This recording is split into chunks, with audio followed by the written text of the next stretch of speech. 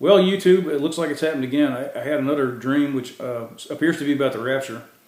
It's very strange, if you look at the Bible, people have visions and dreams. Usually they're pretty obvious. Sometimes they're not, but usually it's kind of obvious what's going on.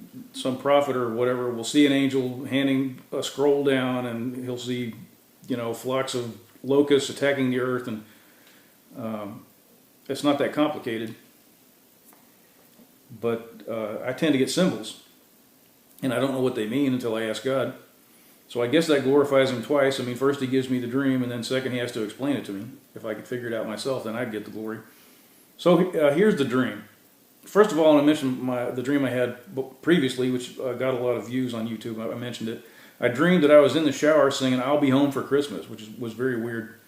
And for some reason, I was not self-conscious at all about singing. I was singing very loud. I knew other people could hear me.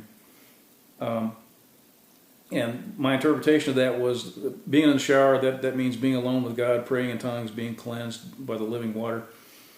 And I'll be home for Christmas was God's way of saying, it seemed to me, that the rapture would be coming this year by Christmas Eve, because Christmas Eve says, I'll be home for Christmas.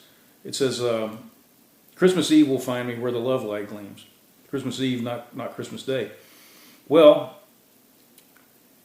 last night, I dreamed that I was at my high school back in South Florida. I went to the best school in Florida. I guess people from places like Pinecrest and Gulliver would argue with that, but we used to have, about 10% merit scholars. The years that I was there, all 4 years, we had something like 10% merit scholars, except, of course, for the year the year when I graduated, when something went wrong. But it was at my school, if you ended up being admitted to the University of Miami, that was something people looked down on, because you were expected to go to Duke or Harvard or MIT or something like that. I went to Columbia. So it was a very good school. And they had a school called the Math Science Building. That's what we called it. And it was this beautiful, I don't know who paid for this thing. Must have been some rich donor. But it was this beautiful, well, I don't know if you call it beautiful. It was a concrete 70s building, but it was extremely well constructed.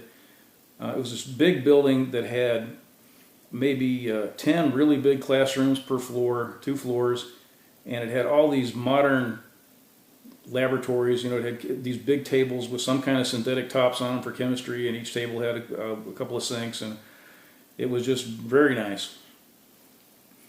So I was walking, there was this long sidewalk, maybe, I'm going to say 15 feet wide, maybe 12, that ran along the side of the Math Science Building. And you'd walk from the athletic field up to the north part of the west part of the campus. No, the east part of the campus. No, the north part of the campus. You'd walk from north to south, I believe. Don't quote me on that. But anyway, along this walkway. So in the dream, I was an adult, and everybody around me, they were adults, and it wasn't people I went to high school with. But these were, adults in the prime of life. And some of them were walking against me, and others were walking in the same direction I was moving. But I was walking faster than everybody else. I was moving through these people. And while I was walking, I started to sing, and I realized I was not self-conscious. Again, just like in the other dream, it didn't bother me at all that I was singing, in a crowd of strangers. And I started singing "Together Again," which is a song Buck Owens wrote. And I happen to have the lyrics here on my trusty tablet. So the lyrics to "Together Again" are, "Together again, my tears have stopped falling. The long, lonely nights are now at an end. The key to my heart you hold in your hand, and nothing else matters. We're together again. Together again, the gray skies are gone. You're back in my arms now where you belong. The love that I knew is living again, and nothing else matters. We're together again." Okay. When I woke up after this dream, I didn't think anything. I had forgotten that I had been singing that song in the dream. And when I remembered it later, I didn't think it meant anything. But then if you look at the song, it's a description of someone who comes back to God. And that's what happened to me. I was away from God for years. I just drifted off for no good reason after having a bunch of supernatural experiences, which should have held me close to God forever. But you know how people are. We're not driven by reason. We don't do what makes sense. We do what our spirits and our hearts tell us to do, and what other people and other spirits tell us to do. So that's the story of my life. The song "Together Again." That's about me. I mean, the long, lonely nights are now at an end. Well, now I have these, every night when I go to bed, I can't wait to go to bed, because when I go to bed, I have a good long prayer session, and I'm with God. And I know it sounds crazy, but it's exciting, because I know that when I have a prayer session, first of all, I'll be with God, and second, I'll be changing things, I'll be improving things, improving myself, and things going around me. So it's a big opportunity. The key to my heart you hold in your hand. Well, God is supposed to be the most precious person to you. He's supposed to be it, Everybody else, your husband, your wife, your children, they fall somewhere lower than God on a hierarchy. The gray skies are gone. I mean, when God comes, you have joy. This world's an oppressive place, and Satan's called the prince of the air. It occurred to me today, he's also called the prince of the Lord of excrement. I mean, if you were to give him a name in modern English, a perfectly proper biblical name would be Poop Lord. I know that sounds terrible, but it's true. The Bible calls him the Lord of excrement and the Lord of flies. Anyway, he's called the Prince of the Air, and the spirits that serve him, as far as we know, they're in the atmosphere around us. And I suppose that if we could see them, the skies would be gray, wouldn't they? Because we'd have to look through them. So the gray skies are gone. You're back in my arms where you belong. The love that I knew is living again. That's pretty obvious.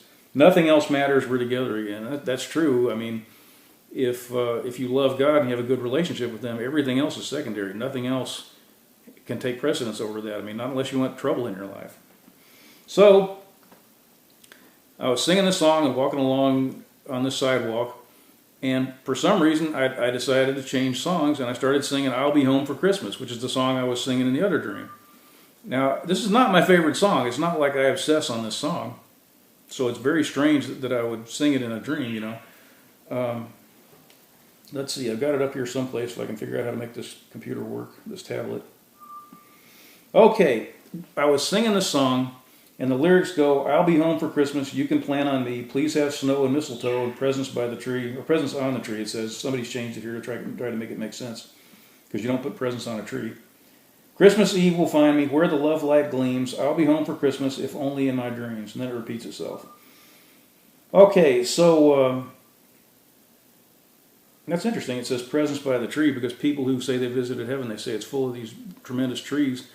And there are writings that say that in heaven there are trees that are full of gifts. They're full of, like the tree of the knowledge of good and evil, the tree of life, and so forth. So that's kind of interesting. I never thought about that before.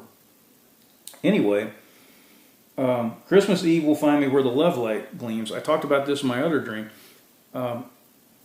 The word says that there's no need for the sun or a candle or a light in heaven, because God is the light. He radiates light, and everything is lit up, and there are no shadows in heaven, because everything's transparent, which makes sense, because there's nothing to be ashamed of in heaven. There's nothing to hide. We're supposed to be naked before the Lord, not in a gross and creepy way, but there's nothing to hide. There's nothing to be ashamed of, so why would you cover up? I'm not saying that people run around naked in heaven. That's not what I'm saying. I'm not talking about physical nudity, okay? Don't get weird on me. Okay, so it says, the song says, Christmas Eve will find me where the love light gleams. And the love is obviously God's light. But I kept singing where the love light glows. And I knew that was wrong. So I kept thinking, why do I keep singing where the love light glows? Well, after I got up, I looked up the words gleam and glow. And it turns out gleam doesn't mean what you think it means, probably. The correct meaning of gleam means to shine weakly and intermittently and so forth. Like if a searchlight is on you and it stays on you, that's not gleaming. Okay, so gleaming, it refers to something weak. But glow, according to the dictionary, that's a constant, intense thing, and it comes from within. So if you think about it, that's like the light of heaven that comes from God. He glows with a light from within, and it's the strongest light there is, and it never stops. So God doesn't gleam, he glows. So how about that? That was strange. I think the fact that I was going past these people, it just indicates that I've been fortunate enough, I've been blessed enough to get close to God and to move faster than a lot of Christians I know. A lot of people go to church just so, I've always said this, so they can turn it into God's washing machine, so they can go to feel good and feel like they've been forgiven, so they can go back home and sleep with someone they're not married to and smoke weed and, endorse homosexuality and have abortions and so forth, and love pride and hate and violence. They want to stay part of the world, so they go to church every week, like throwing their dirty underwear in the wash, and then they go back home and get dirty again. Or they're people that go to feel-good churches like Joel Osteen's church or T.D. Jakes or Joyce Meyer, and they want to be told that they're going to be rich and their enemies are going to be at their feet, and all they have to do is write checks, which just never works. I mean, if you want to get poor fast, go to a prosperity church and do exactly what they tell you to do. And if you don't lose your house within 5 years, you consider yourself very, very exceptional. I always tell people, my sister bought into that stuff. I ended up with her house. She ended up disinherited. I inherited everything that was supposed to go to her. And I was debunking this stuff publicly for years. I was saying these people are frauds and liars and crooks. People were saying, "Oh, touch not my anointed, touch not my anointed." Meanwhile, these preachers, even the preachers, were having foreclosures and stuff because they were irresponsible and dishonest. So, if you like the prosperity gospel, I'm not saying that God wants you to be poor. I'm not saying that He doesn't want you to have money. Far from it. I'm just saying the way they go about it is wrong. Jesus had a formula for prosperity that he delivered in the New Testament. He said, "Seek first the kingdom of righteousness and the kingdom of God and His righteousness, and all these things will be added unto you." And that is right there. That's the formula for prosperity, for financial prosperity. So this stuff about writing checks to Oral Roberts, well, I guess he's dead. But this thing about writing checks to preachers so they can have a second jet in case the first one breaks down, that stuff doesn't work. That's a recipe for poverty and frustration. Anyway, I think the fact that I was moving faster than other people in the dream just shows that I had a little bit more revelation than people who are not really making that much of an effort to get close to God. I don't really know what's going on. I don't claim that I don't sit around saying, sell everything you have and go sit on your front porch on December 24th because that's when the rapture is going to happen. I don't do that. God has never said to me, he's never, I said before, it's not like a finger appeared and wrote on my wall, December 24th is the day. That hasn't happened. I would never say December 24th is definitely the day when everybody's going to be raptured, unless I got better evidence than I have now. But I keep feeling that way in prayer, and I keep having these strange dreams, and other people have dreams about this Christmas being the time. It's really weird the way things have worked out this year. Ordinarily, I always have guests at Christmas. There's always somebody that wants to come and I cook and I make prime rib or potatoes au gratin and whatever, cheesecake. And I never have a problem attracting guests. And this year, it's the strangest thing. My aunt and my cousin were supposed to come, and my aunt had some kind of health problems, and other people were talking about coming, and that didn't work out. And for some strange reason, this year I expect to be by myself on Christmas Eve. So it's funny. I love to have prime rib on Christmas because it's wonderful and it's easy to make. And of course, this year when no one's coming, they put prime rib on sale. Choice prime rib. I mean, prime. I know people are going to say something stupid in the comments. Oh, it's not really prime rib. It's rib roast. Yeah, it is rib roast. People call it prime rib, whether it's prime or not. So anyway, very often down here they'll have rib roasts that are not choice. They're like select or whatever the grade below choice is, and they'll have them on sale for $6. And they're actually not too bad. So, but now they have choice rib roasts on sale for $5.69 a pound, which is really good. So I bought one. I said, you know what? If no one's going to come, I'll just fix prime rib for myself. Save $50 on one roast. That's unbelievable. So I'm going to have prime rib, and I'm going to have. I think I'm going to make potatoes au gratin because my uncle used to make that back in Kentucky, and he did a really good job. And I don't know if I'll make a cheesecake or not. I've been invited to visit with people on Christmas Day, so I guess I'll do that. We'll see what happens. I'm not too sure. Anyway, that's my dream, and I'm completely flabbergasted by it. I hope that it's true. I really do, because America has just deteriorated to the point where it's like hanging around in a prison yard, during what do they call it, recess, when they turn the prisoners loose? I don't know. When they wander around and shank each other and have race-based beatings. I'm not sure what they call it, but it's like America has gotten to the point where it's kind of like that. People are so filthy now that just being around them and witnessing the things they say and do, even if you don't take part in it, even if you're just 100 feet away observing it, it damages you. You know, you can't watch television now without being damaged. You can't go on the internet without having something gross put in your face. The contempt and the impudence, the immaturity, it's astounding. If you've ever seen the movie Idiocracy, I really can't recommend that you see it because it's full of profanity and stupidity, but it's a wonderful picture of what America has become. Everyone in the movie, the idea behind Idiocracy is that people who are stupid and crude and coarse and greedy and, you know, venal, they out-reproduce the rest of us. And so the theory of the movie is that evolution takes over and people become more and more stupid and crude, and eventually we end up, we just turn into unbelievably stupid, crude, coarse, nasty people. And we curse each other all the time and, eat garbage food and do nothing but watch TV. And it's really a funny movie because the first time I watched it, I thought, man, this is almost prophetic, you know? I know, who would have thought that there would come a time when you could go on the internet and see bridal pictures, wedding pictures of nice-looking women covered with tattoos, and I mean, thinking that people admire that. I guess people do admire it. They look like sailors, you know. They look like sideshow freaks from the 30s. Biker broads. Who would have thought we'd live in a time when something like that could happen? Who would have thought we would live in a time when people would celebrate all kinds of perverse sex?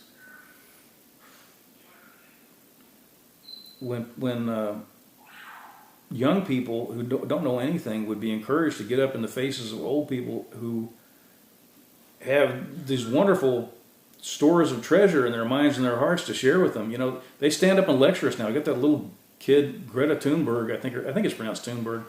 She's from Denmark or Norway or someplace, and she has a mental problem. She has autism, which frequently comes with severe neuroses. So she's terrified about the world warming up, and she goes around saying disrespectful things to adults, like our president. And instead of saying, you know what, you should wait until you're out of college before you start treating adults that way, people on the left celebrate this girl, and they think it's wonderful that she's emasculating and abusive. And a huge percentage of America loves BLM and Antifa, these terrorist organizations, these punks. They're just punks. That's all they are. I mean, I don't mean, if you're black, you may think punk means a person who is sodomized. That's not what punk means. It means that to black Americans. But what the word really means is somebody who has no respect for his betters. It means a churl. We have become a nation of churls in a world of churls. And, Jesus didn't mind associating with people of low degree. He didn't mind associating people who weren't educated, people who weren't smart, people who were guilty of all sorts of sins. But you don't, if you're a Christian, you don't want to associate with people who are arrogant and churlish and think they're better than you are. You don't cast your pearls before swine. And we are pearls. So that's one of the reasons for the rapture, you know. God's not going to leave his pearls here forever. It's a waste of time. The indignity is something he's not going to tolerate. God hates indignity. He hates seeing people treat each other in ways that take away their dignity. That's why he sent the bears to kill the kids who mocked Elisha. That's why he had a law in the Old Testament that said if your kid was churlish, you could take him to the city gate and have him stoned to death, and you would have no guilt.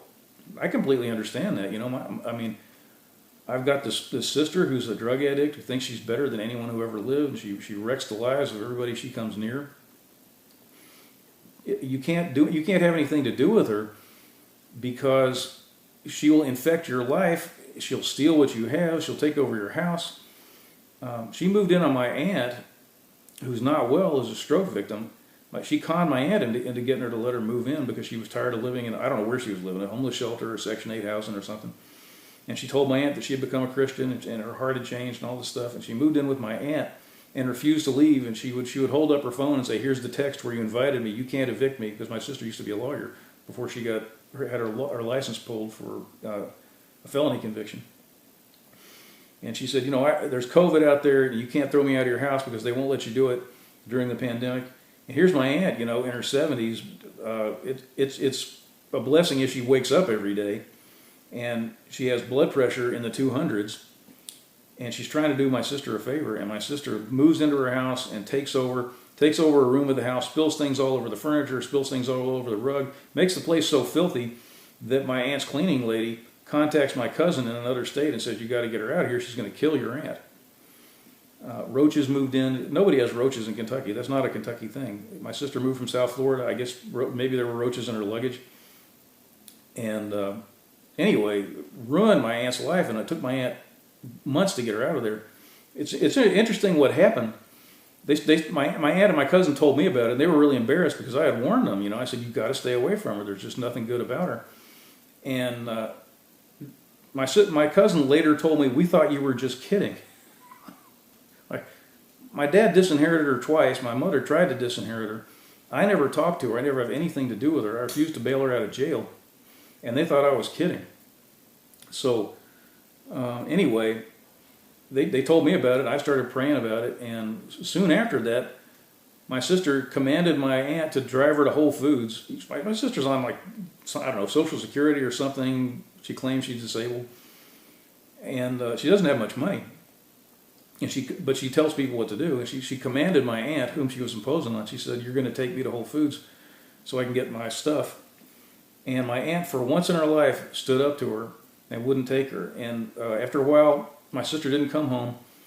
And my aunt made the mistake of going out looking for her. I found her in a ditch with her leg broken in 2 places. She had fallen. So she had to leave the house. She had to go to rehab for several days. And that was the spark that got her out of my aunt's house forever. And the horrible thing about it is all three of us, my aunt, my cousin, and I, we all agreed that it was an answer to prayer. That God had put her in that ditch and broken her leg. Because otherwise my aunt would have been destroyed. I guess I'm going off on a tangent, but I'm just showing you how people can make themselves worthless. They can turn themselves into refuse, I mean, Satan is the god of refuse. He's the god of excrement, and you can turn yourself into excrement. The word dung in the Bible doesn't necessarily mean poop. It can mean, garbage too. And Gehenna, the place that symbolizes hell outside of Jerusalem, was the garbage dump. That's where Judas ended up. He ended up in the potter's field. They called it the potter's field because there was broken pottery there. They threw it out. And pottery represents people who become stiff, like a clay bottle that's been fired. They become stiff, and you can't bend the neck anymore. You can't make them do anything, so they become stiff-necked. So if you have a screwed up piece of pottery, there's nothing you can do. You break it in pieces and throw it in potter's field. I guess I'm really going off. Anyway, I'm not saying the rapture is going to happen on December the 24th. I'm just saying I had this dream, and it's remarkable. And the rapture will come. That I will say for sure.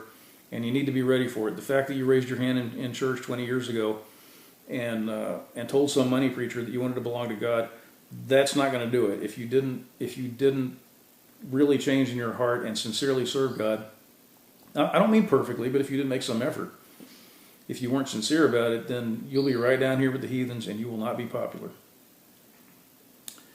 So I'm going to shut up because this is going way too long. I hope this is helpful. I really do hope this is helpful. I just hope that someday I'll hear, maybe in heaven, that these things that came to me, that they help people. And if we're still here in January, all I can tell you is I apologize. I'm just telling you what happened. So have a great Christmas.